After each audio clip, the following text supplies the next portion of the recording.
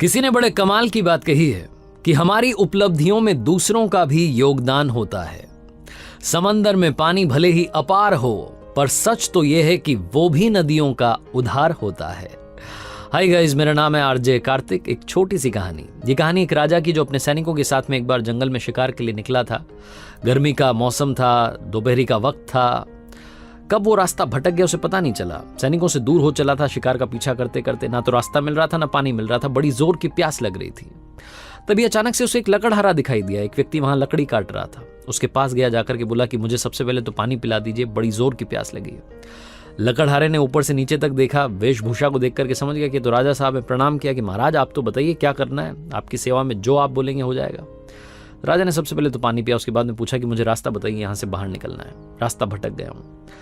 लकड़हारे से वो राजा बड़ा खुश हुआ। उसने बोला कि एक काम कीजिएगा, आप जब भी कभी राजधानी में आए हमारा राजमहल जरूर आइएगा और आपके लिए हमारी तरफ से एक शानदार इनाम बाकी रहा। अभी तो इस वक्त मैं आपको कुछ दे नहीं सकता, आप वहां आइएगा, आपके लिए बहुत बढ़िया इनाम रहेगा। लकड़हारा शाम में लकड़ियां उकड़ियां काट करके वापस पहुंचा घर पर। जाकर के बीवी को बताया कि आज तो राजा साहब मिले थे, खुश हो गए, कह रहे हैं कि इनाम दूंगा। बीवी ने कहा कि क्यों इंतजार कर रहे हो, कल सुबह निकल जाओ। अगली सुबह लकड़हारा वहां से रवाना हो गया अपने गांव से और राजमहल पहुंचा, राजधानी पहुंचा। वहां जाकर के सैनिकों को बताया कि मुझे राजा साहब से मिलना है। उन्होंने कहा था कि मिलने के लिए आ जाना। सैनिकों को समझ नहीं आया कि एक लकड़हारे से राजा मिलेंगे। फिर भी जाकर के राजा को बताया कि एक लकड़हारा आपसे मिलने के लिए आया। राजा ने कहा हाँ, उसे अंदर आने दो। अब राजा ने देखा लकड़हारे का हाल गरीब सा, फटे पुराने कपड़े पहने हुए थे। राजा ने सोचा कि क्या किया जाए, इसको क्या दिया जाए। तो राजा के दिमाग में ख्याल आया, उसके पास में एक बहुत ही शानदार सा बगीचा था चंदन के पेड़ों का। उसने सोचा कि लकड़हारा है, पेड़ों की समझ भी होगी। उस लकड़हारे को चंदन का बगीचा दे दिया। लकड़हारा बड़ा खुश हुआ कि क्या बात है, राजा साहब ने तो पूरा बगीचा मेरे नाम कर दिया। खुशी खुशी घर गया, जाकर के बीवी को बताया। उसके बाद में जो चंदन का बगीचा था उसको संभालना इसने शुरू किया। कैसे संभालता, लकड़हारा था, लकड़ियां काटने का काम था। लकड़ियां काट करके कोयला बनाने लगा और बेचने लगा। कोयला बनाने लगा, बेचने लगा। एक एक करके सारे पेड़ों को काटता चला गया। वो बगीचा धीरे धीरे धीरे धीरे वीरान हो रहा था। एक दिन राजा को लगा, ख्याल आया कि उस लकड़हारे से मिल आते हैं, एक बार जाकर के देखते हैं कि उसने बगीचे का क्या हाल कर रखा है, कितना बढ़िया बना रखा है, शानदार कर दिया होगा। राजा जी तो ये सोचते सोचते पहुंचे उस बगीचे के पास में। वहां कोई बगीचा ही नहीं था। वो समझ नहीं पाया कि क्या हुआ। थोड़ा अंदर गए तो जाकर के देखा कि वहां तो कोयले ही कोयले रखे थे, ढेर लग चुका था। थोड़े बहुत पेड़ बचे थे जिनसे छाया मिल सकती थी, बस यही हाल उस बगीचे का था। राजा ने सबसे पहले तो लकड़हारे को बुलाया और पूछा कि क्या हुआ, ये क्या कर दिया। तो लकड़हारे ने कहा कि महाराज क्या करता, मैंने तो कोयले बना बना करके बेच दिया। आपका धन्यवाद है कि आपने मेरी जिंदगी इतनी अच्छी कर दी। हमारे घर में थोड़ा बहुत पैसा आने लगा है। पहले तो हम बहुत गरीब थे, अब तो थोड़ा बहुत पैसा आने लगा है, हम थोड़े ठीक हुए हैं, थोड़े ठीक हाल में जी रहे हैं। राजा को समझ में आ गया कि इस लकड़हारे ने सब कुछ बर्बाद कर दिया है, सारे चंदन के पेड़ों को जला करके राख कर दिया है। राजा ने कुछ नहीं बोला। राजा ने कहा एक काम करो, एक छोटा सा लकड़ी का टुकड़ा वहां से उठाया चंदन की और बोला कि काम करो, इसको ले जाकर के बाजार में आज बेच करके आओ। अभी जाओ, बेच करके वापस आओ और बताना कि कितने रुपए मिले। लकड़हारा गया, जाकर के वो चंदन की लकड़ी बाजार में बेची और वो उसकी आंखें खुल गई।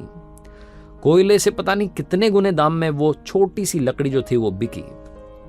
उसे समझ में आ गया कि तो बहुत ही कीमती लकड़ी थी जिसका बगीचा मेरे नाम राजा ने कर दिया था। दौड़ करके वापस आया, राजा के पैरों में गिर गया और बोला कि मुझे माफ कर दो, आपने तो मुझे हीरा दे दिया था, मैं लोहा समझ करके काम चलाता रहा। छोटी सी कहानी, लेकिन कहानी ये लकड़हारे, राजा, चंदन का बगीचा, ये सब नहीं है। कहानी आपकी हमारी है। ये चंदन का जो बगीचा है आपका हमारा, ये शरीर है। बड़े भाग्य मानुष तन पावा, बहुत फॉर्चुनेट है हम कि हमें ये बॉडी मिली है, हमें शरीर मिला है, सही सलामत मिला है। और चंदन के पेड़ जो उस बगीचे में लगे थे ना, वो हमारी हर एक सांस है जो अंदर आ रही है, बाहर जा रही है। हर इस सांस को हम वेस्ट कर रहे हैं, लालच में, गुस्से में, जलन भावना में, बहुत सारी चीजों में उलझे हुए हैं। एक टाइम ऐसा आएगा कि आपको मालूम चलेगा कि आपका बगीचा जल करके राख होने को आया, बहुत थोड़े से पेड़ बचे हैं, बहुत कम सांसें बची हैं, तब शायद आपको इस बगीचे की कीमत समझ में आएगी। अभी भी समय बचा हुआ है। इस चंदन के बगीचे को सही इस्तेमाल करना शुरू कीजिए, सही तरीके से अपने शरीर का इस्तेमाल कीजिए, अपनी लाइफ में खुशियां लाने की कोशिश कीजिए। जितनी सारी चीजें आपके आसपास गलत है, नेगेटिविटी है, उसको साइड करने की कोशिश कीजिए। ये चंदन का बाग जो है आपको सुगंधित करने के लिए मिला है। आप फालतू की चीजों में, चाहे वो गुस्सा हो, चाहे वो जलन भावना हो, बुरी चीजें हो, बुरी आदतें हो, उनके चक्कर में पड़ के इसे बर्बाद मत कीजिए, इसे जला करके कोयला मत बनाइए। आरजे कार्तिक बस ये कहना चाहता है, सही अहमियत को पहचानिए, अच्छी मेहनत के साथ, अपनी लगन के साथ, अपनों के प्यार के साथ, ऊपर वाले के आशीर्वाद के साथ कर दिखाओ कुछ ऐसा कि दुनिया करना चाहे आपके जैसा। याद रखिए, हर सोमवार सुबह 9:30 बजे मेरे YouTube चैनल पर, Facebook पेज पर, Instagram हैंडल पर देखिए एक नई कहानी।